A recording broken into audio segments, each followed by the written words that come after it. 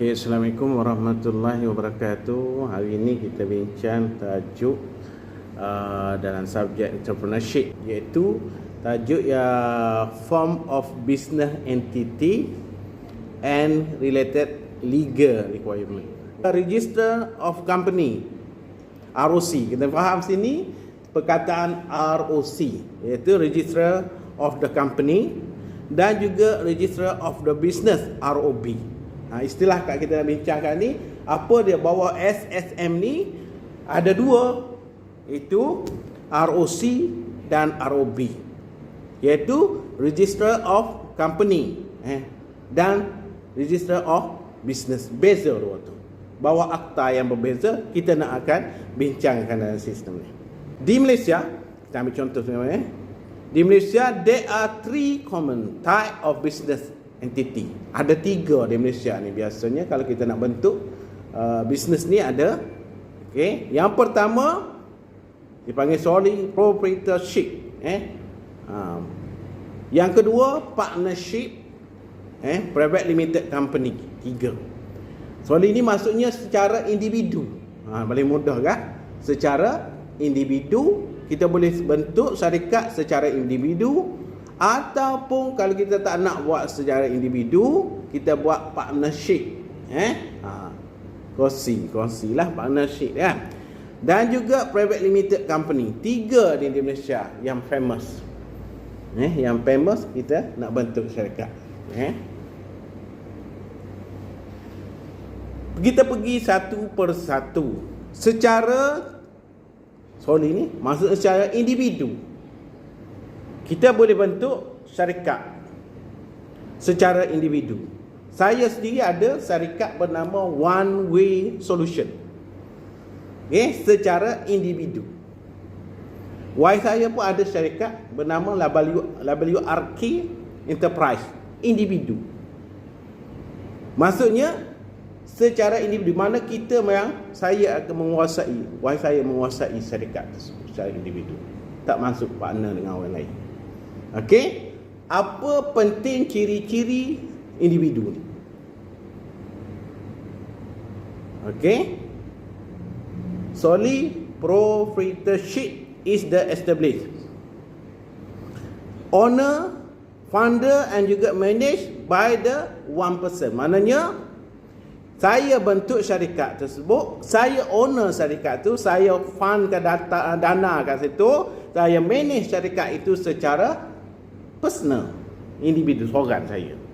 Orang lain tak boleh masuk campur. Maksudnya itu ciri-ciri. Kalau you tengok, oh you ni syarikat ni partnership ke individu, you tengok siapa dia yang buat, siapa dia yang manage, siapa dia yang keluarkan dana tersebut. Kalau seorang tu maksudnya secara one person lah tu. Okey, maka dia masuk dalam kategori ini. Biasanya dia run bisnes ini secara one person, dan dia ambil pekerja, hire a few workers untuk membantu dia dalam bisnes. Okey,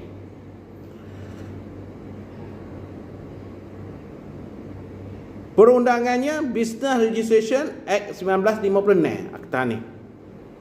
Dia berada pada bawah akta ni. Okey. Biasanya pendaftarannya RM60 RM60 untuk daftar. Daftar untuk dapatkan daftar syarikat. Banyak syarikat di Malaysia ni, contohnya restoran lah, minimarket lah, ada burger kios lah, banyak kita tengok yang kecil-kecil tu. Secara individu. Boleh?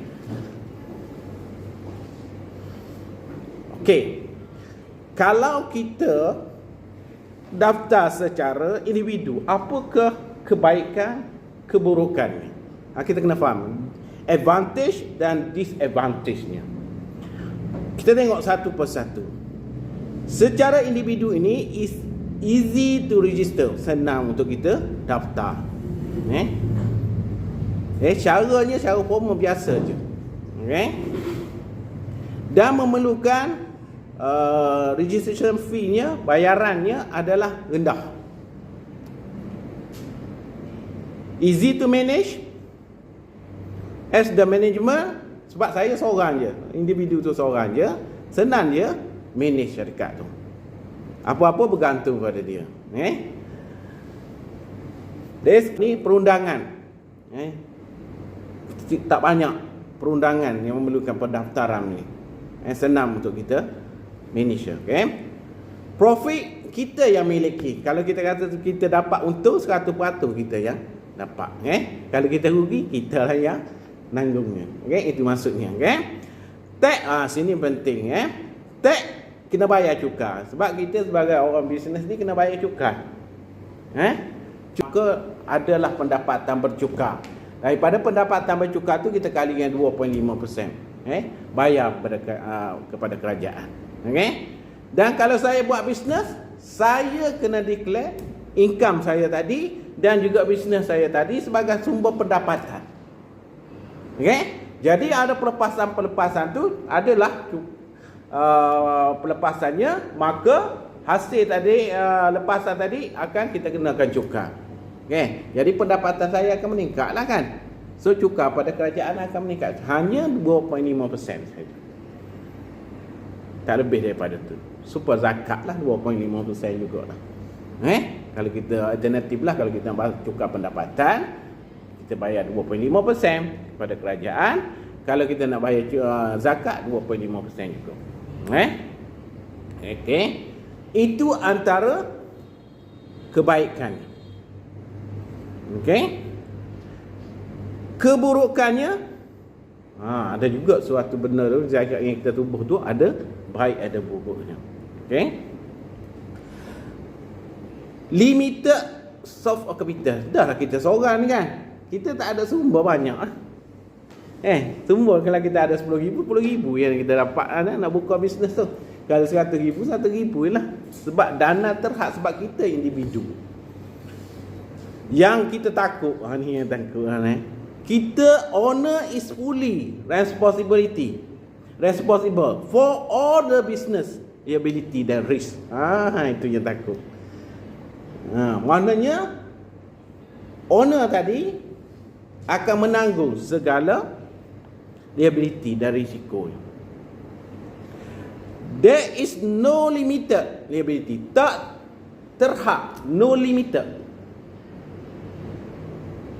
Liability ni apa?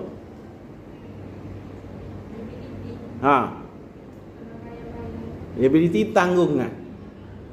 Maksudnya kita akan menanggung apa-apa.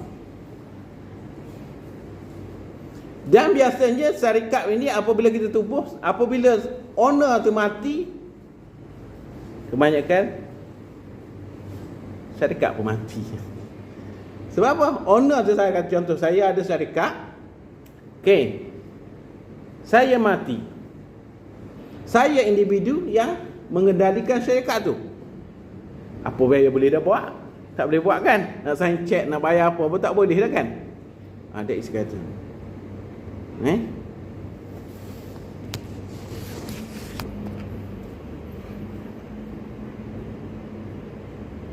Boleh faham setakat ni?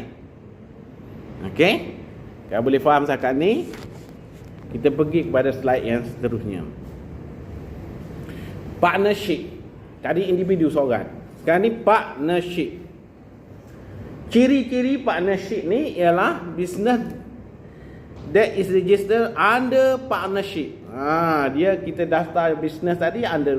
Kalau kita pergi kat kita isi borang. Partner kita berapa orang. Partner ni berapa orang biasa? At least tu dah. Kalau seorang tu orang panggil individu lah. Kalau ada dua dalam tu maksud partnership dah tu. Hingga berapa? Not more than 20%. Tak lebih daripada 20%. 20 orang. Generally umumnya, the legal responsibility to the external party is similar to sama dengan individu tadi. Okey.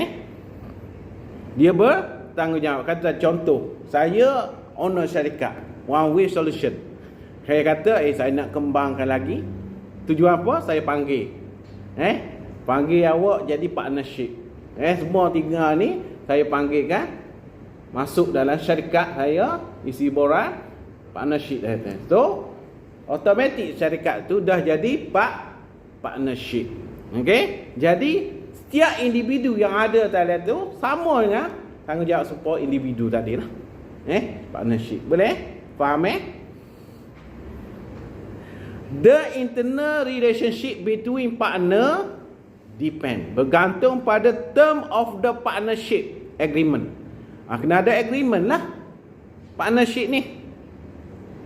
Kalau tak ada agreement, kemungkinan apa berlaku? Banyak syarikat-syarikat yang tutup. Sebab apa? Sebab partnership tak ada agreement apa-apa, berlaku perpecahan, perbalahan. So, apabila berlaku perbalahan, maka kemungkinan syarikat pun tutup.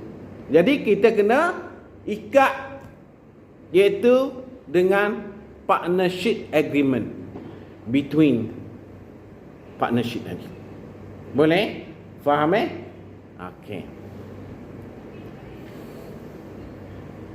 Partnership agreement is a contract agreement. Merupakan kontrak dengan partnership tadi. Kena buat secara bertulis lah. Tak boleh kita buat secara mulut-mulut kan. Ada mana buat janji mulut. Orang tak pakar sekarang ni. Perundangan tak terima janji mulut, kena ada agreement. The Business Registration Akta 1956 ingat akta. Kalau yang belajar ni, kalau tahu akta kan, akta 1956 lah. Tidak mengkhusus, does not specific. Tidak mengkhusus, maknanya dalam agreement tu tidak fokus pada pembentukan of the partnership tadi, agreement tadi. Ada dinyatakan tapi tak banyak. Maka syarikat itu yang ditubuh partnership tadi kena buat agreement lain. Kena buat agreement suku lah. Berkenaan dengan perjanjian lagu mana. Dari segi agreement tadi, dari segi share-nya, dari segi tanggungjawabnya, kena detail. Kena buat agreement lain. Untuk memastikan bahawa tidak berlaku khilaf dalam dalam menguruskan syarikat tersebut.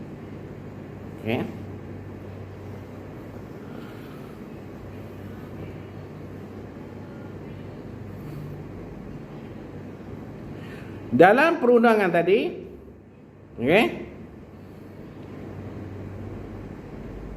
dalam akta the provision of the partnership akta 1961 dalam section 26 dan juga 27, dinyatakan juga berkenaan dengan profit dan loss.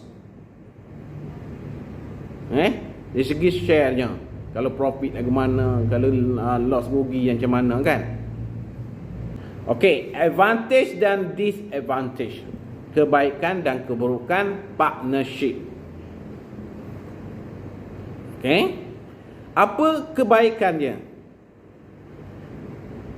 Iaitu yang pertama, able to mobilize more capital. Kalau dulu seorang kita yang ni sekarang ni you ada 5 juta, ni ada 3 juta, kita gabungkan kita kan. Lebih banyak modal yang kita buat pelaburan tu. So easy kita dapatkan financial compare dengan individu. Improve the management capability. Tak, kalau dulu kita katalah saya dalam ekonomi je. Tak ada marketing, tak ada account. So kita nak cari partner yang terlibat yang tu. So kita boleh manage company kita dengan lebih baik.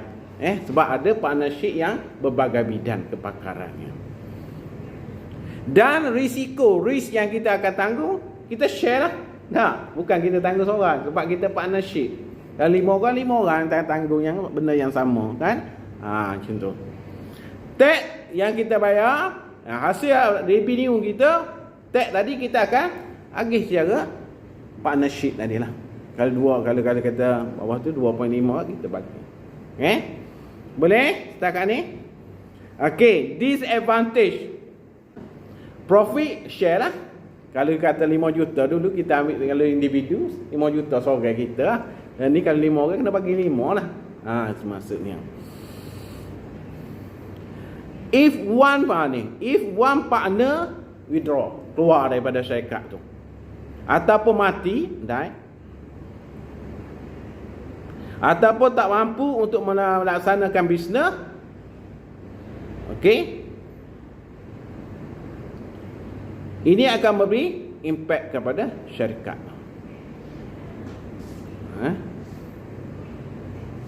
Mana setiap partner are fully responsible for all of the liability, dan sama dengan sebuah yang tadi dengan individu ni, tanggung sama. Risiko yang berlaku disagreement, mana pecah, konflik berlaku. Ni banyak syarikat-syarikat di Malaysia yang sekarang ni pecah, berlaku konflik dalam orang tu.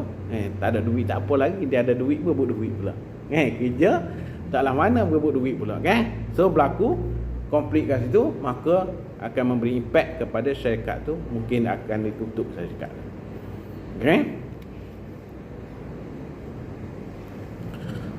Okey, kita pergi yang ketiga, iaitu private limited company, di mana company incorporated under the Company Act 201. Maksudnya bawa Akta 2016. Ahli yang ada dalam tu limited. Limited dekat mana? Dekat share yang dia laburkan dalam syarikat tu. Okey.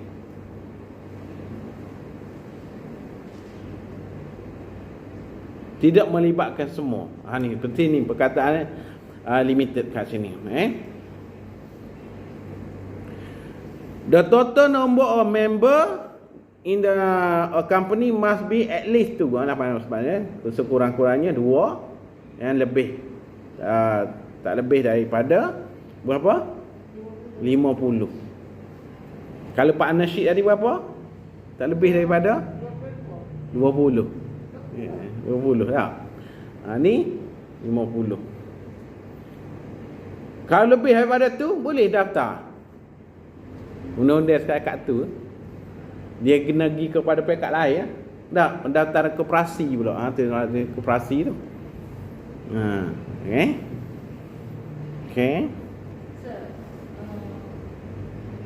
Kita teruskan. Okey, apa nak tanya?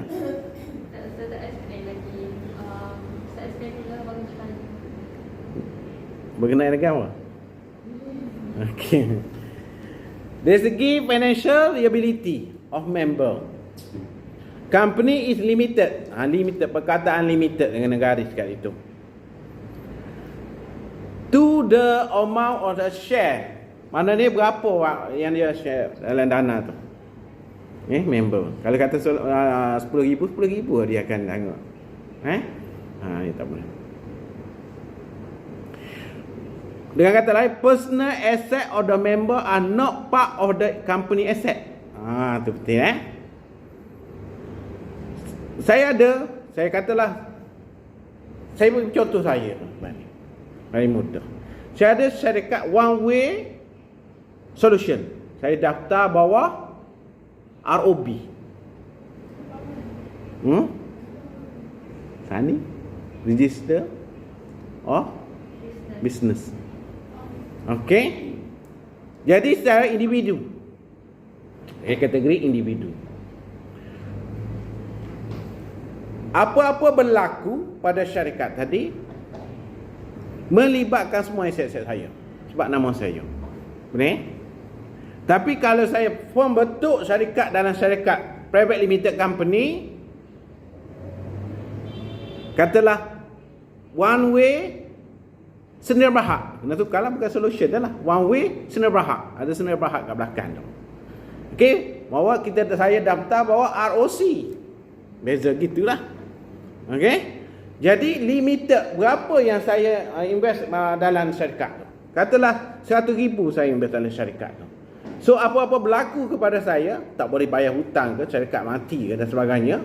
So setakat 100,000 tidak melibatkan aset-aset lain. Boleh faham? Limited. Sebab tu yang penting dalam kita nak bentuk syarikat ni, kita kena tahu ROB ke ROC ke. Sebab ia melibatkan aspek perundangan dan risiko yang kita akan hadapi. Betul. Sebab dia tidak melibatkan harta aset-aset kita yang lain kalau apa berlaku. Boleh? Sekadar syarikat sahaja. Tadi dia apa? Sebab tu unlimited ni limited dari segi liability-nya. Okay?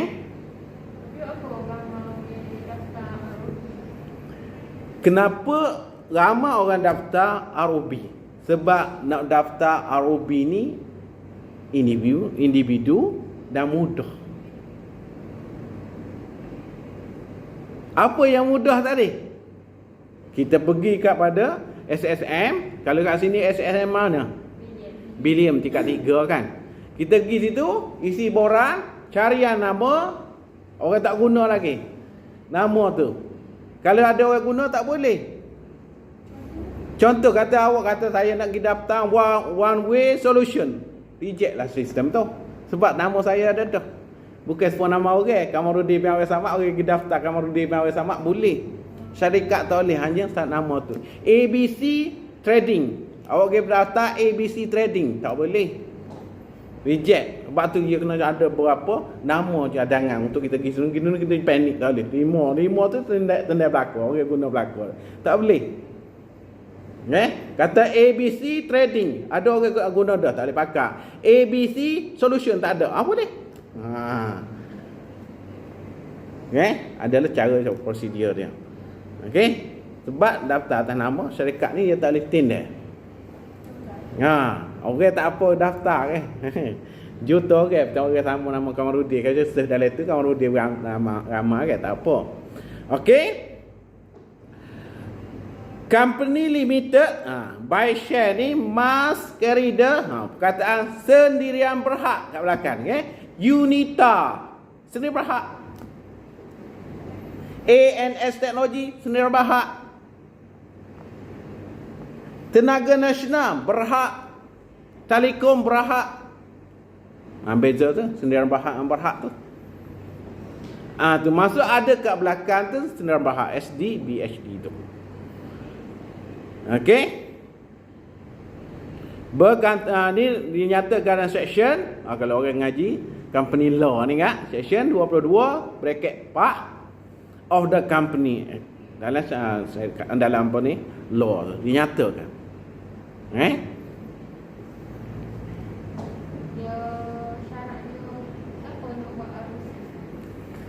Syarat dia untuk buat ROC detail sikit. SSM pergi daftar dengan ROC department lain, ROB department lain. Okey. Lepas tu nak daftar dia tadi mesti banyak benda. Duit pun banyak, susah pun banyak sikit. Susah macam mana? You kena ada setiausaha syarikat. Iya. Tak establish tak apa nak buat. Lepas tu dia ada apa? Syarikat audit. Syarikat audit ni bayar pada setahun tu berapa dah. Setiausaha syarikat yang ni pun berapa dah. Dan nak buat ada prosedur banyak lah. Nak buat meeting tak boleh buat meeting mau gitu. Kena ada prosedur, kena follow sangat. Prosedur tersebut. Dan kos untuk daftar dia mahal.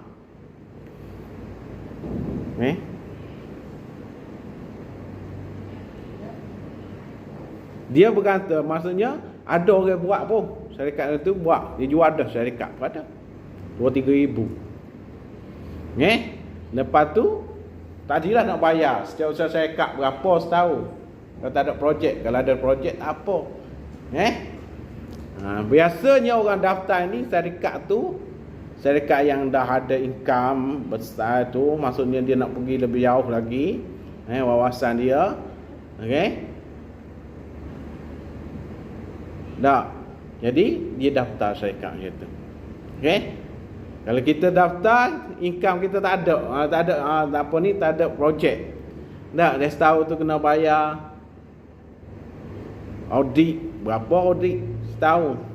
Ya. Siap usaha syarikat berapa kena bayar? Ribu-ribu juga. Okey, jadi nyayo. Kalau ROB tak perlu.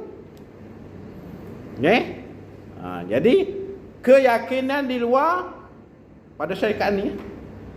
You nak minta pinjaman dengan bank. Tak. Orang akan tengok syarikat ni. Kalau saya buat pinjaman dengan syarikat saya, dengan individu, akaun gitu-gitu je, tak jadi, orang tak yakin. Tapi syarikat ni, orang boleh tengok akaun dia. Akaun dia di-audited. Orang akan yakin, bank akan yakin, sebab sistemnya mengikut perundangan. Perjalanan syarikat itu mengikut perundangan. Okey, dah nak tanya lagi? Okey, kalau kita tengok kat sini dalam slide tu. Okey, private limited company member tadi minimum antara 2 hingga 50. Private limited company, dia buat contoh sini XYZ Sdn Bhd, ada belakang tu Sdn Bhd. Okey. Mesti ada board of director yang appointed by member tadi, ahli. Ikutlah dia 10 orang lah. Managing director ataupun general manager. Lepas tu dia pecah lah pada operation ke, kewangan ke, marketing dan sebagainya. Itu biasanya syarikat. Lepas tu dia lebih kemah lah. Yang satu, saya nak bagi tahu, kalau syarikat tu yang kita bentuk ROC ni, kalau ROB tadi, dah, kalau owner tu meninggal, kemungkinan company pun mati je tu. ROB. Sebab saya ada owner, saya individu, siapa dia nak manage? Nak sign ada, dah mati dah, nak sign jadi apa nak buat.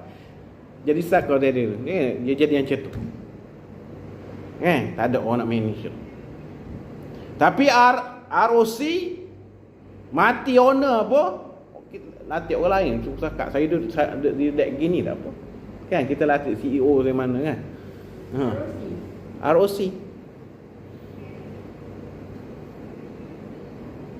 Sebab dia asing daripada individu.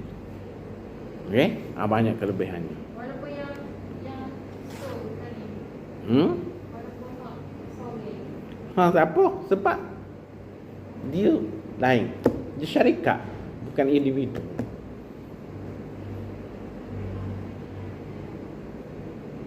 Dan saya boleh latih orang lain. Saya owner kan. Saya latih you jadi CEO. Saya nak syarikat saya untung berapa persen. So, dia latih you. Saya duduk kat rumah, tak kisah. Dia berjalan secara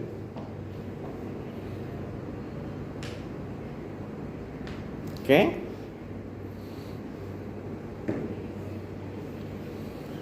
Okey, kita tengok advantage sikit. Okey, kita tengok advantage sikit. Syarikat ni, dalam bentuk ni, biasanya, generally, credit is easy. Kita senang nak dapat pinjaman daripada bank-bank. Sebab apa? Telus. Syarikat ini telus. Dari segi akaun dia boleh tengok. Akaun syarikat. Okey, boleh tengok. Kalau kita compare dengan individu dengan partnership yang tadi. Member liability dia limited. Tu. Tengok. You kata saya $1 juta invest data. You $5,000. Apa-apa berlaku pada syarikat, ia habis 5,000 tu je. Kan? Dia tidak melibatkan aset luar. Itu yang penting. Jadi lifespan ni kehidupan, maknanya company itu berterusan walaupun owner tu mati. Tak melibatkan owner.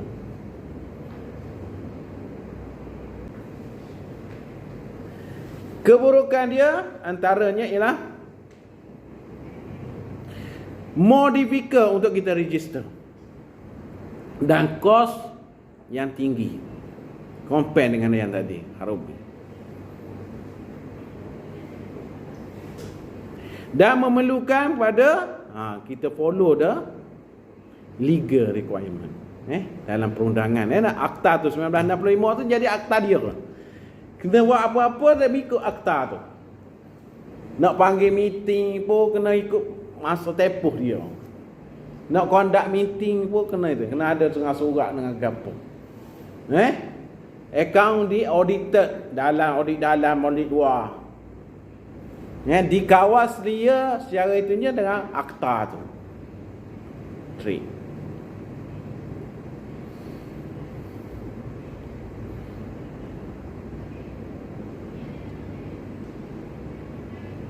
Dan memerlukan company secretary dan memerlukan pada to submit the audited financial report every year.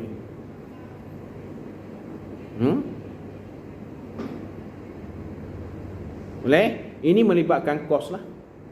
Nak latih apa ni, auditor tu berapa dia charge kita. Siapa syarikat berapa dia charge. Company tax is based on the company tax rate.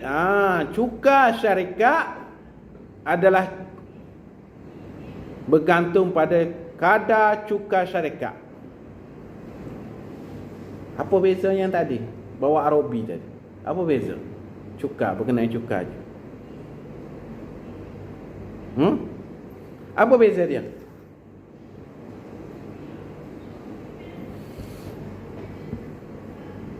Cukai atas cukai dia. Cukai yang bawa ROB, kita declare pendapatan kita.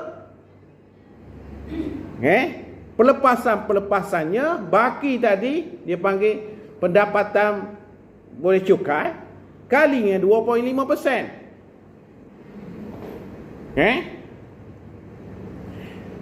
ROC ni, akta ni, dia panggil cukai pendapat, tadi cukai pendapatan, ini cukai syarikat. Berapa cukai syarikat ni? Biasanya bergantung pada bajet tu. Jadi maksudnya kalau biasa 27%. 27%. 28% depend ubah. Betul. Katalah kalau kita kata contoh, kita untung 1 juta. Berapakah kadar cukai yang kita kena bagi pada kerajaan? Kalau kita katakan 27%, 270,000 cukai kita kena bayar kepada kerajaan. Kalau 1 juta kita declare lepas cukai mana, jadi ada ROB 2.5%. Berapa? 2.5% daripada 1 juta. 2.5 kali dengan 2.5 bagi dengan 100. Bagi dengan 100.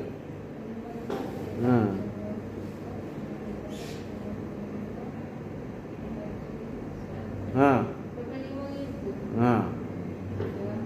25. Compare yang tadi berapa?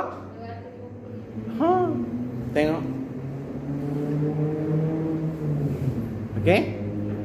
Daripada keuntungan, syarikat tu untung, kalilah, kata 27%. Kalau syarikat tu rugi, kena bayar ke cukai? Cukai syarikat tak kena cukai sebab syarikat rugi. Jadi kerajaan pun tak ada hasil lah. Sebab tu kerajaan nak supaya syarikat tu maju, dapat hasil, boleh bayar cukai.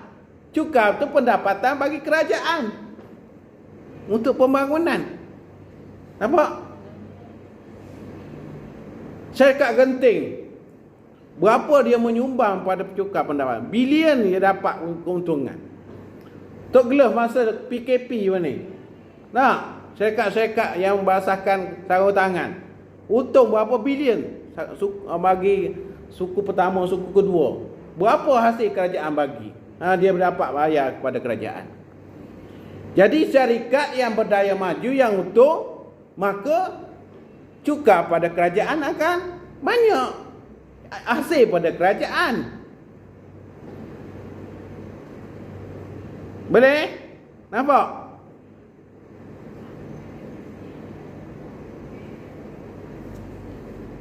Jadi company information available to public. Maknanya you nak tengok, kata cik saya nak jadi, saya mabuklah dengan saya. Maka kalau bawa ROC, you boleh tengok berapa akaun saya. Mabuk kat mana, dari mana. Supaya you tertarik boleh masuk. Boleh public untuk balik. Boleh tengok. Yang di audited. Lepas tu orang boleh yakin. Company yang kita minta apa-apa pun boleh yakin. Dengan sebab kita boleh tengok telus. Betulkah perjalanan syarikat kita. Tapi kalau ROP tadi, tak boleh, saya tak. Mana kita yakin. Nak beli belanja tu pun guna akaun tu, tak tahu mana. Okey, beres? So, lagi?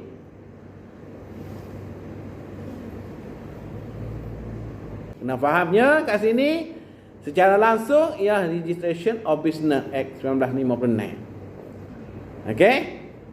Bawa ni apa dah? ROB dah. Kalau ROC Company Act 1965. Tertaluk pada, kena baca, kena faham yang tu.